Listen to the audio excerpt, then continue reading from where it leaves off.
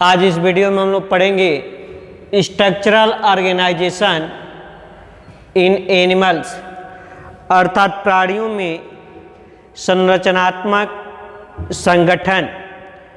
और इसमें जो है organisation of bodies in organism, अर्थात जीवधारियों में शरीर का संगठन।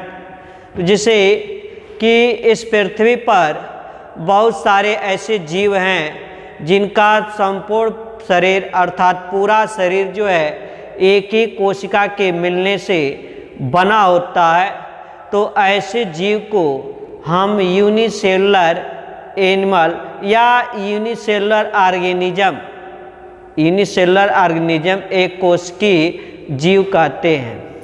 इन जो कि सूक्ष्म होते हैं, जिनको देखने के लिए हमें सूक्ष्मदर्शी की आवश्यकता पड़ती है, जिसको हम लोगों ने पीछे चैप्टर में जो है पढ़े हैं। इनके अतिरिक्त जो है इस पृथ्वी पर ऐसे भी विभिन्न प्रकार के बहुत सारे जीव होते हैं जिनका शरीर जो है एक से अधिक कोशिकाओं के मिलने से बना होता है, अर्थात ये बहुकोशिकीय जीव कहलाते हैं, मल्टी सेलुलर ऑर्गेनिज्म कहलाते हैं। तो एक बहुकोशिकीय जीव का जीवन जो है इनके शरीर की समस्त कोशिकाओं के सामूहिक तथा पूर्णता जो है इनके कार्यों पर निर्भर करता है कि इनके शरीर की समस्त कोशिकाएं जो कार्य करती हैं, इनकी समस्त कोशिकाओं का जो सामूहिक संरचना होता है वही जो है उस जीव का जीवन व्यक्त करता है। अर्थात स्पष्ट है कि कोशिकाएं जो हैं जीव शरीर की सबसे सूक्ष्म संरचनात्मक एवं कार्यात्मक इकाई है। इसीलिए तो सेल वाले चैप्टर में पीछे फर्स्ट ईयर में भी पढ़े होंगे कि cell is the functional and structural unit of life, कि जीवन की संरचनात्मक एवं क्रियात्मक इकाई को हम कोशिका कहते हैं। अर्थात एक बहुकोशिकीय जीव का जीवन जो है उसके शरीर में उपस्थित समस्त कोशिकाओं का जो है समन्वित रूप से अर्थात सामूहिक रूप से क्या कार्य है उन पर जो है उस जीव का जीवन जो है निर्भर करता है। फिर जो है बहुकोशिकीय जीवों के शरीर में समय के अनुसार जो है धीरे धीरे जो है इनमें जैव उद्विकास हुआ और जंतु के शरीर संगठन में जो है कई क्रमबद्ध लेवल बना, जिनमें से पहला है cellular grade of body organisation. Cellular grade of body organisation अर्थात कोशिकीय स्तर का शारीरिक संगठन। कि यदि देखा जाए तो जीव में जो हम लोग फाइलम पढ़ते हैं, प्रोटोजोआ, पोरीफेरा, सिलेंट्रेटा जिसे नाइडेरिया भी कहते हैं, प्लेटीहेल्मिन्थेस, एस्केलेहेल्मिन्थेस, निमेटोडा या Annelida, arthropoda, Mollusca, Echinodermata, chordata, ये जो 10 फाइलम पढ़ते हैं, तो इसमें जो है जो प्रोटोजोआ है, यदि इस प्रोटोजोआ का पूछे, प्रोटोजोआ क्या है? यूनिसेलुलर है, एक कोशिकीय है। इनको देखने के लिए सूक्ष्मदर्शी की आवश्यकता पड़ती है। यदि हम पूछें कि इनका शारीरिक संगठन कैसा है तो क्या कहेंगे कि एक कोशिकीय तो है, लेकिन ग्रेड क्या है?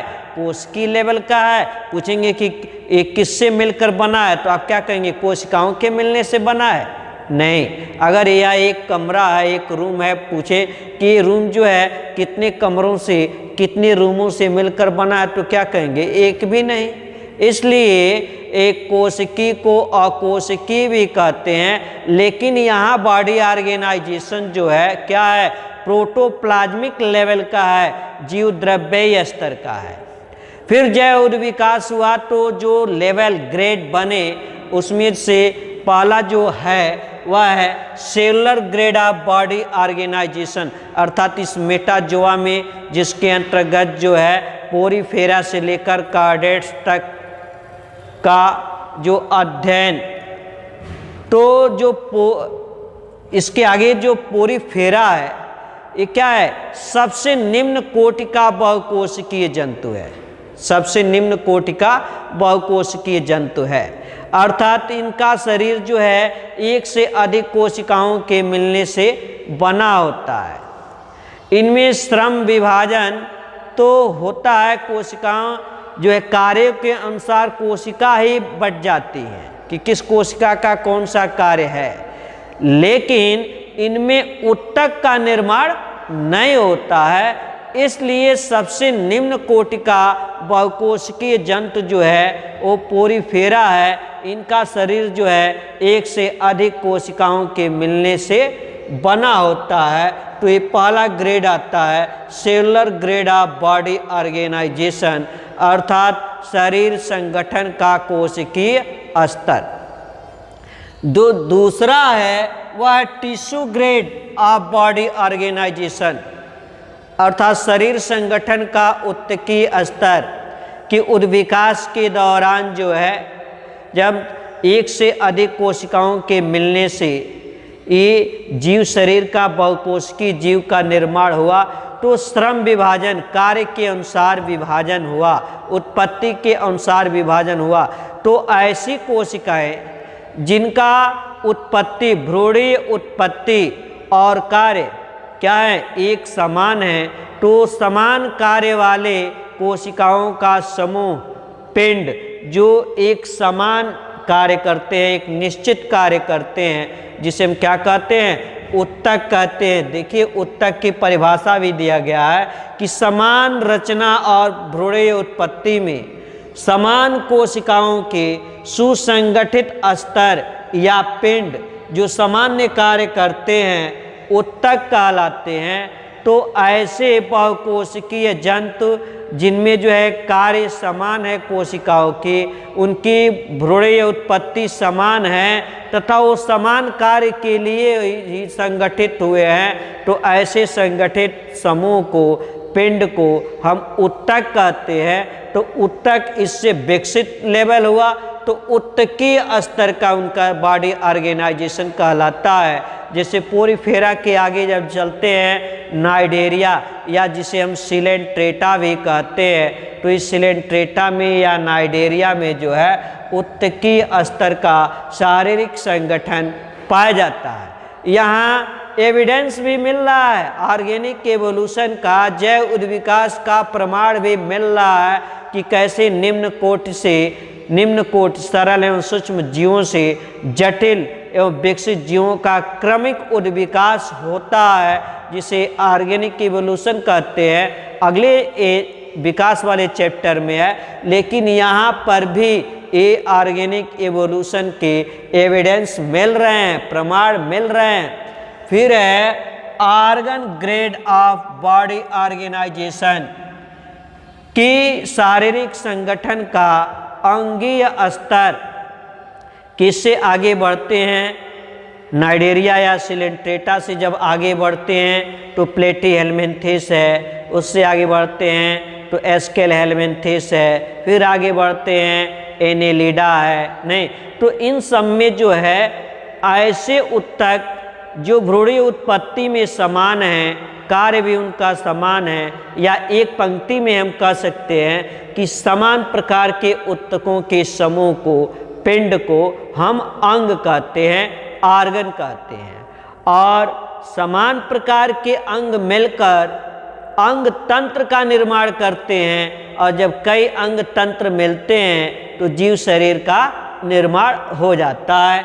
जैसे हम इसे दिखा सकते हैं कि सेल और कोशिकाएं मिलकर जो है टिश्यू उत्तक बना लेती हैं, और उत्तक मिलकर जो है आर्गन, और आर्गन से जो है आर्गन सिस्टम, और फिर आर्गन सिस्टम से जो है लाइफ का अर्थ यहाँ जीवन अर्थ से नहीं बल्कि जीव से है, जीव शरीर का निर्माण हो जाता है। नहीं तो इस प्रकार से जो है ये organisation of bodies in organism अर्थात जीवधारियों में शरीर का संगठन है। फिर से आगे चलते हैं। एनिमल टिश्यूज, जंतु उत्तक। एनिमल टिश्यूज तो क्या अभी हमने परिभाषा बताया कि समान रचना व भ्रूणीय उत्पत्ति में समान कोशिका के सुसंगठित स्तर या पिंड जो सामान्य कार्य करते हैं उत्तक कहलाते हैं। नहीं, और उत्तक जो है रचना और कार्यकी में समान कोशिकाओं का समूह होता है जो इधर उधर नहीं, शरीर में हमारे इधर उधर नहीं बिखरा रहता है, बल्कि निश्चित स्थानों पर सुसंगठित समूहों में या पिंडों के रूप में जो है या लेयर के रूप में जो है सुव्यवस्थित पाया जाता है। तो समान कोशिकाओं के सुसंगठित पिंडों एवं स्तरों को हम उत्तक कहते हैं। और जीव विज्ञान की वह शाखा या कह सकते हैं कि विज्ञान की वह शाखा जिसके अंतर्गत हम उत्तकों का अध्ययन करते हैं उसे हम उत्तक विज्ञान कहते हैं, या इसे ही जो है औत्तिकी भी कहते हैं, हिस्टोलॉजी। उत्तक विज्ञान या औत्तिकी जिसको इंग्लिश में हम हिस्टोलॉजी कहते हैं। और ये सूक्ष्म शारीरिकी की एक उपशाखा है। औत्तिकी क्या है? सूक्ष्म शारीरिकी, माइक्रोटोमी या इसे कहते हैं micro anatomy. Micro anatomy, anatomy means शारीरिकी अर्थात शरीर के अंदर की सूक्ष्म संरचनाओं का अध्ययन। नहीं तो ये सूक्ष्म शारीरिकी की एक शाखा है औत्तिकी, और अध्ययन की दृष्टि से जो है इसे पृथक शाखा के रूप में औत्तिकी के रूप में जो है इटली के वैज्ञानिक मार्सेलो मैलपीगी, जिनके नाम के कारण इन्होंने क्या भाई आर्थ्रोपोड्स में जो है मैलपीगी नलिका की भी खोज की थी। नहीं, वही मार्सेलो मैलपीगी इटली के वैज्ञानिक हैं। इन्होंने उत्तक का अध्ययन ठीक प्रकार से हो सके इसके लिए एक अलग हिस्टोलॉजी अर्थात औत्तिकी, हिस्टोलॉजी अर्थात औत्तिकी कहते हैं, औत्तिकी की स्थापना की। फिर से जो है लेकिन औत्तिकी की स्थापना तो की किसने? तो मार्सेलो मैलपीगी ने की। कब की? नहीं, लेकिन इसमें जो है औत्तिकी का हिस्टोलॉजी नाम जो है ये मेयर ने की। मेयर ने दिया सन 1819 में जो है मेयर ने दिया। और टिश्यू शब्द का सबसे पहले उपयोग जो है फ्रांसीसी वैज्ञानिक हैं बिकाट नामक वैज्ञानिक ने जो है टिश्यू शब्द का प्रयोग किए। ठीक है, तो औत्तिकी अलग जो है एक शाखा की स्थापना मार्सेलो मैलपीगी ने की, लेकिन हिस्टोलॉजी शब्द का नाम जो है किसने? मेयर ने दिया। और टिश्यू शब्द का प्रयोग जो है फ्रांसीसी वैज्ञानिक बिकाट ने जो है टिश्यू शब्द का प्रयोग किया। नहीं, आइए थोड़ा सा जान लेते हैं कि काइंड्स ऑफ टिश्यू।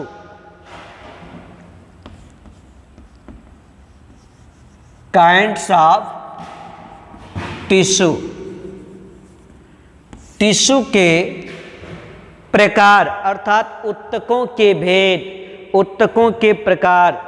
तो समस्त त्रिस्तरीय ट्रिप्लोब्लास्टिक अर्थात जिनका भ्रूणीय विकास के दौरान जो है 3 लेयर बनते हैं।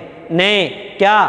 Ectoderm, mesoderm, endoderm. Ectoderm, mesoderm, endoderm से इन तीनों लेयरों से यदि भ्रूणीय विकास हुआ है, जीव शरीर का निर्माण हुआ है, तो उसे ट्रिप्लोब्लास्टिक त्रिस्तरीय कहते हैं। तो इन जो है अस्तरों से शरीर में सहायक जितने भी प्रकार के हमारे उत्तक हैं, सभी उत्तकों की उत्पत्ति इन्हीं 3 स्तरों से होती है।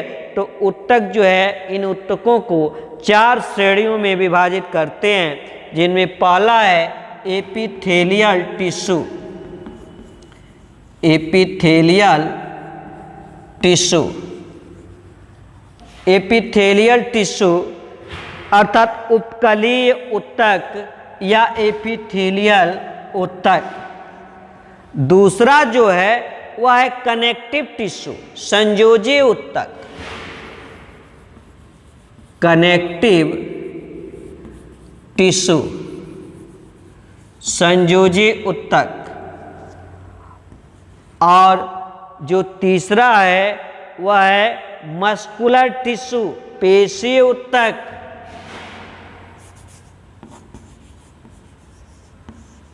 मस्कुलर टिश्यूज, पेशीय उत्तक।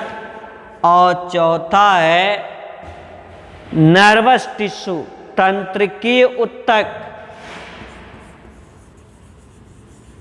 नर्वस टिश्यू, तंत्रिकीय उत्तक। तो 4 श्रेणियों में बांटा गया, जिसमें सबसे पहला है एपिथेलियल टिश्यू या एपिथेलियल उत्तक। नेक्स्ट अगली वीडियो में हम लोग पढ़ेंगे। वीडियो देखने के बाद जो है इसे सब्सक्राइब अवश्य करें। आगे हम लोग पढ़ेंगे एपिथेलियल टिश्यू।